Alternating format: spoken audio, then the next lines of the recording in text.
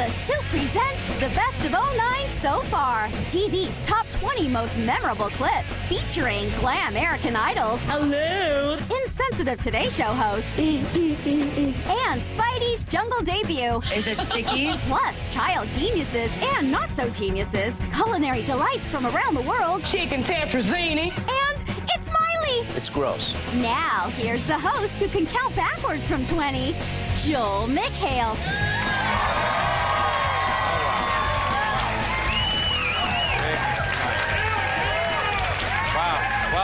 Welcome, interns. Welcome to the Soup Presents the Best of '09 so far, where we count down the top 20 clips from the first half of this year. Next year, we're going to have quarterly specials to make it more confusing. The top 20 have been selected using only the most scientific methods available to us. As a staff, we pretty much can only remember 20 clips from the entire year, so I've lost my train of thought. Anyway, our first clip comes to us from American Idol. Not you. It's someone who still has a career 4 months later. No, not. Oh, well, I'm glad you thought that was funny. Clip number 20 shows us that when Randy Travis is your mentor, the only thing worse than displeasing him is pleasing him. Chris is very much a strong ballad singer. That is his strong suit. Good job. Thank you, sir. Did you guys just watch that clip? Oh. Good job. A new excellence in journalism was achieved this year, but that's not what we cover on this show, so we're going to show you a clip from Access Hollywood instead. The beginning of the year saw news programs consumed by Octomom coverage, and even though this is exactly the sort of lighter side of human damage that Access favors, eventually even they had enough. Going forward, we are not going to cover the Octomom. It's gross. Now, some of our illustrious media are showcasing smackdowns and face-offs with Nadia and her mom while denying that they have paid her big money to do this. If they have, it's just short-term money in her hands. If Octomom makes news with a movie of the week or reality show, heaven forbid, we might just have to report it. We will not reward it. Now, if you'll excuse me, me and my moral backbone are off to interview a source who says Angelina Jolie is pregnant again. And by source, I mean the dumpster in the back of her gynecologist's office. It's not gross. Clip number 18 is from The Hills, and it's a twofer. When Stephanie fake applies for a fake job, her fake resume is fake misworded, and that creates some fake hijinks. I'm really nervous. You seem nervous. I haven't done an interview in a really long time. This is my resume. I don't really read resumes, but I'll read yours since you brought it. My final objective in life is to have a handbag line. To be clear, Stephanie has been programmed with 3 objectives. Remember to breathe, don't forget lip gloss, and have a handbag line. She excels at the second one. Numbers 1 and 3 have been periodically elusive for her, so watch now as she seals the deal on the interview by being such a blank slate, anyone would be tempted to work with it. You know how to print labels, all of those things. Print labels. Yeah, like, you know, you get a label, you put it in the printer, you set it up on the list, it comes out the machine. And then is it Stickies? What kind of a message does it send to kids watching that she got the job anyway? That's the problem. That's enough out of you. Stephanie, we actually like you. We're going to see plenty of, well, that guy down there later in the show. It's gross. Yeah, well, thanks for the backup, Bush. Our next clip was already a winner once this year at the Overly Emotive Tonys. Hair won for Best Revival, and we were introduced to the overly emotive hippie who is the star of clip number 17. The incredible Diane Paulus and her team that put together a production with these 32 most beautiful beasts. I have to thank my kids, Jack and Kyle, the 33rd member of the tribe. Thurston founded 55 years ago with a very simple idea. Most of all, I want to also thank Warren Spector and the amazing board, and Andy Hamilton and the tireless staff of the Public Theater of New York.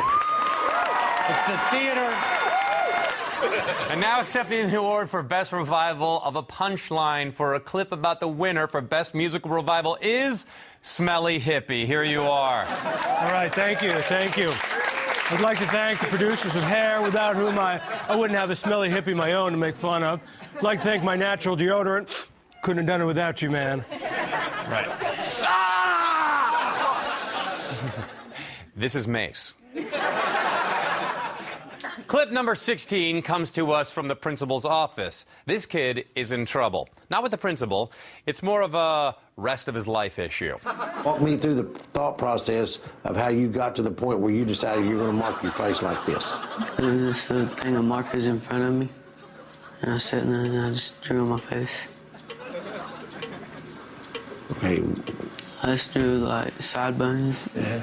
I made it connecting to a beard, and I made a gold teeth. And my mustache connects to my beard. Right. And I got a purple unibrow. Purple unibrow. And then a big old L on my forehead. Did you put it on looking in the mirror, or did you just put it on sitting at your desk? I used a makeup mirror. You used a makeup mirror? Well, you know you put it on backwards, right?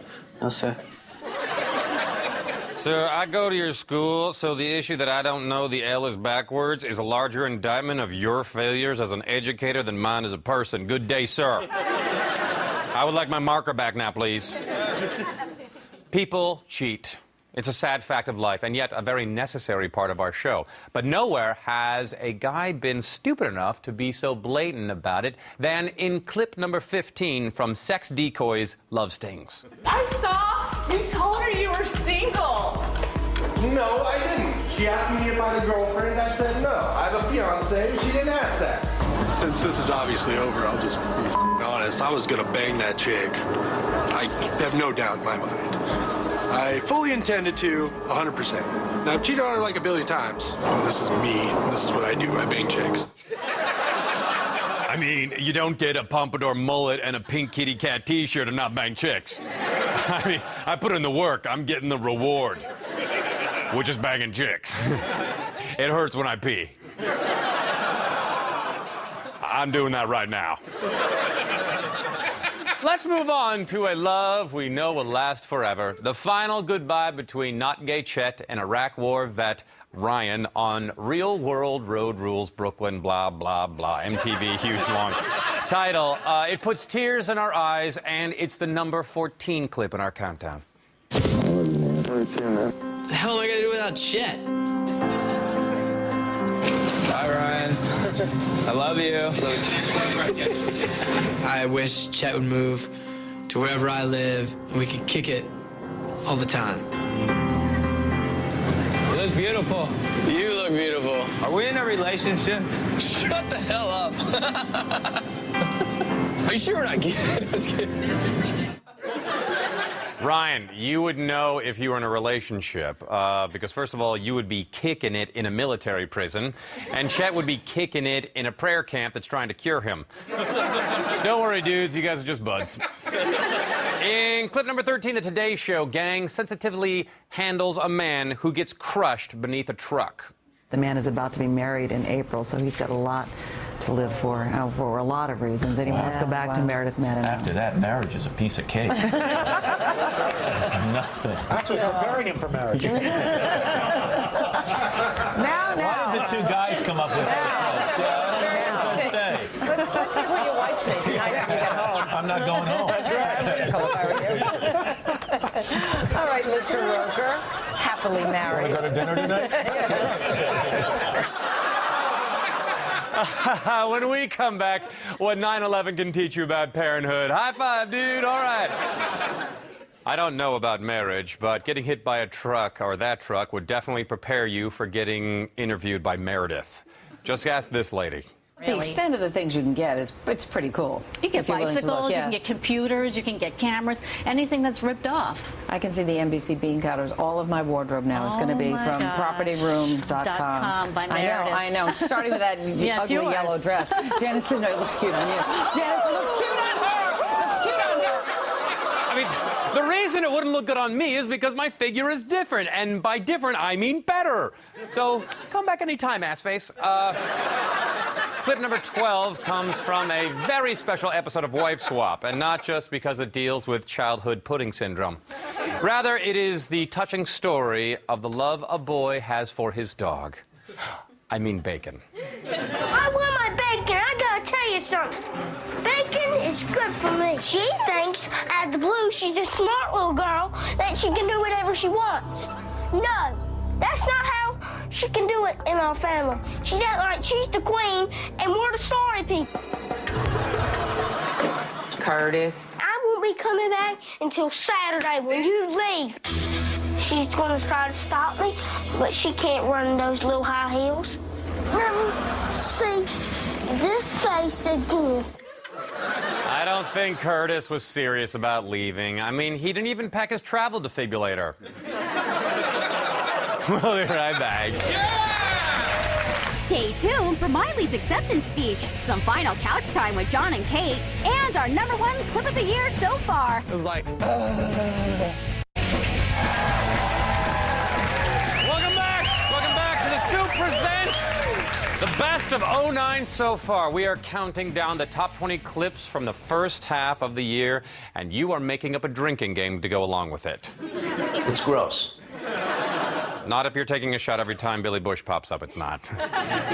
That's the problem. Oh. Spencer, who do you have? Well, that's everyone in the room. They all Chicken Tetrazini. Right, all right, well, now we're good. Perfect. Clip number 11. It's Miley! where? Way to ruin the surprise. Clip number 11 is indeed Miley Cyrus. The ever-relevant MTV Movie Awards reach new heights of ever-relevancy-ness when Miley Cyrus beat out Bruce Springsteen for Best Song. Let that sink in. Now enjoy her acceptance speech. I want to thank all the fans. You guys are amazing. Without the show, it wouldn't be anything, so thank you guys so much. They said keep it short, so I don't want to ramble like I usually do. I want to thank God. Hello. I have to shout hello because he's not following me on Twitter. Clip number 10 comes from American Idol. The competition was heating up when they interviewed the parents of runner-up Adam Lambert to see if he displayed any of his runner-up qualities as a kid. I was born January 29th, 1982. When Adam was little, he was interested in everything. He loved books, he loved music. Sports, not so much. He showed a brief interest in football. Turns out he just wanted to put black grease paint under his eyes, and he loved the shoulder pads. I died a little inside that day. Live with Regis and Kelly lacks the Tarantino-esque tension of the Today Show, but it more than makes up for it with hyperactive child prodigies, as you can see in clip number 9.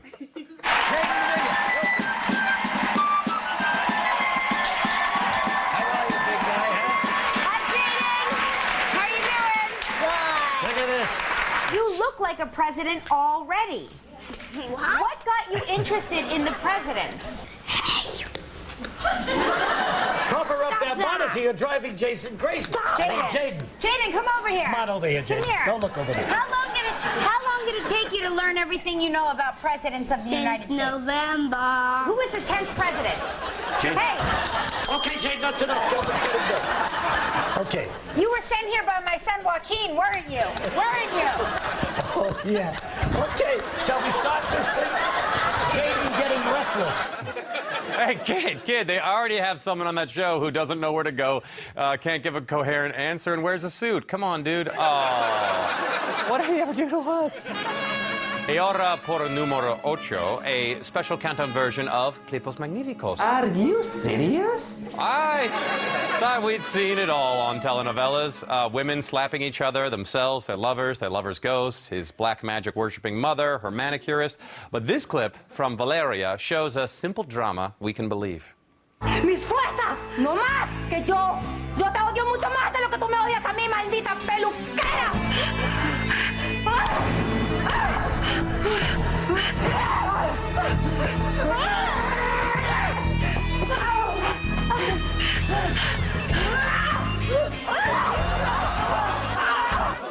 It's actually footage of what happened when Debbie Matenopoulos thought Juliana stole her eyeliner. The entertainment world experienced a great loss this summer. I'm talking, of course, about the breakup of John and Kate. Clip number 7 is a look at them during happier times on John and Kate +8 Go Green. Keep your eye on John, who has his eye on life on the outside of Shawshank. I was very nervous about all the people here, I don't like projects still. I'm getting better about it. You know, we moved in here, and I remember laughing because Bart was installing a dishwasher and I was stepping over him serving the kids lunch. Huge steps for me, huge. So I knew I could do it. I just do not like the dishevelment of not knowing where people are and there's people in and out and who's coming and going, and I don't like all that. So I was preparing myself for the onslaught of people. I was well versed. I received a plan of what was going to take place hour by hour on each day, or what was supposed to take place, which I appreciated. Your wedding vows may be able to hold my body in, but my mind is on vacation. Pressure in time. Morgan Freeman impression, everyone. Now you know. Clip number 6 comes to us from the latest season of The Bachelorette. Third-place winner Jillian needs to find love until such time as Jason gets bored with his second choice Molly and works his way down to her, much like we are biding our time until Lost comes back by watching this show. Tanner P. is a candidate with some specific interests. Her feet look so good, I wanted to put them in my mouth. They look good. Daddy was this close. It was like, You're awesome. Thank you. As soon as she put them in my lap, I was like, oh, it took me, it's like, it was like, I was like, I want to suck on these toes. You have the most beautiful feet in the world. Those are beautiful feet. I want to kiss them, suck them, touch them, rub them, feel them, tweeze them. You heard him right, tweeze them. How else do you think he gets his hair and fibers off the crime scene? Luminol them, blue light them, make sure my DNA's not on them. It's also a Morgan Freeman impression. We'll be right back. Still to come, we smell something in the Daisy of Love house. Tell Nick Lachey to stay out of it and reveal the #1 clip so far. Nice.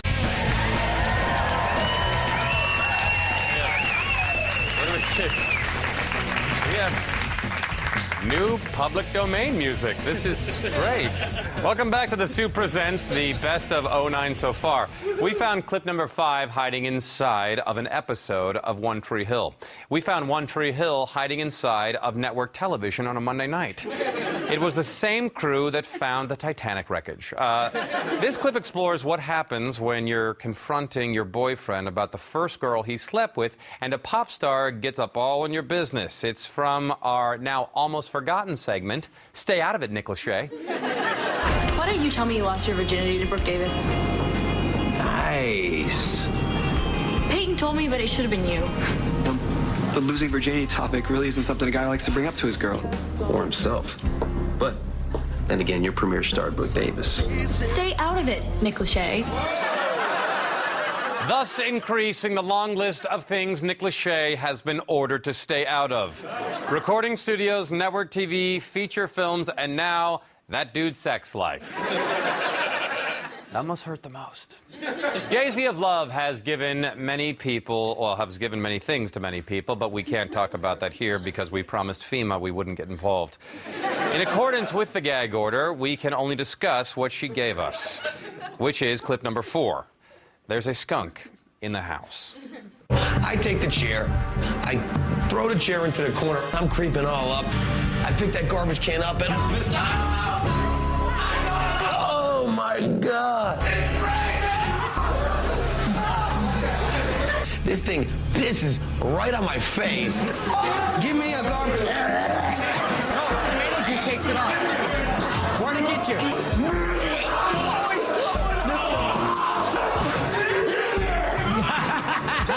I'm gonna throw up,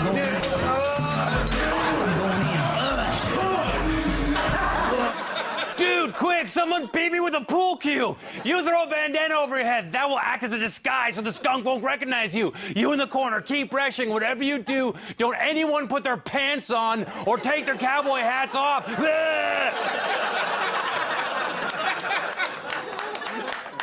Clip number 3 stars Andrew Zimmern, a.k.a. the guy who travels the world eating the testicles and penises of various animals.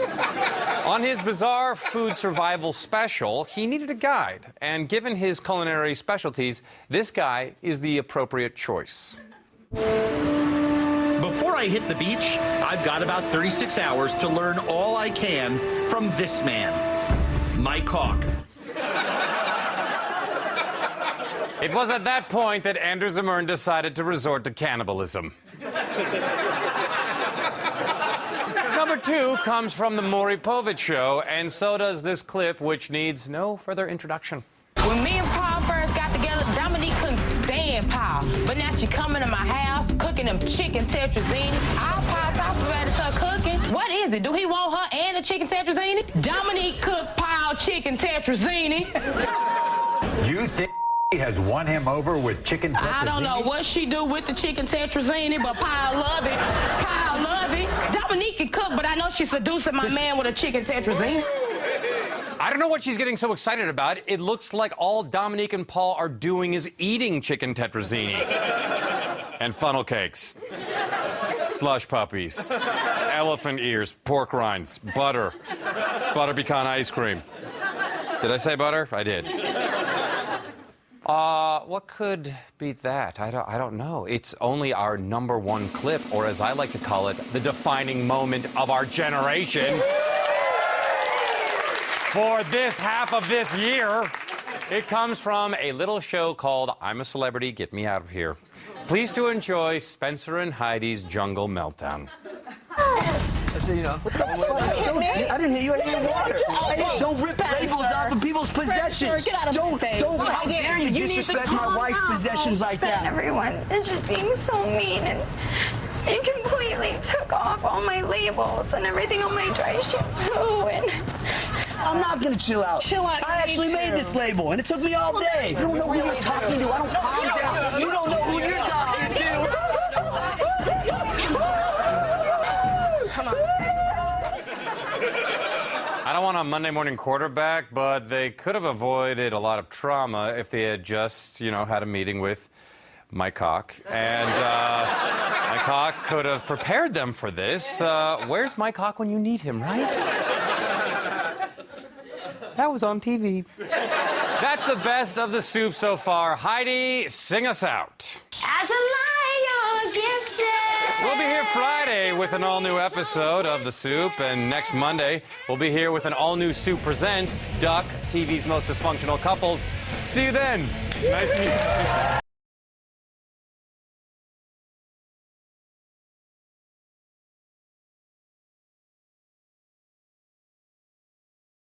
Ha ha ha!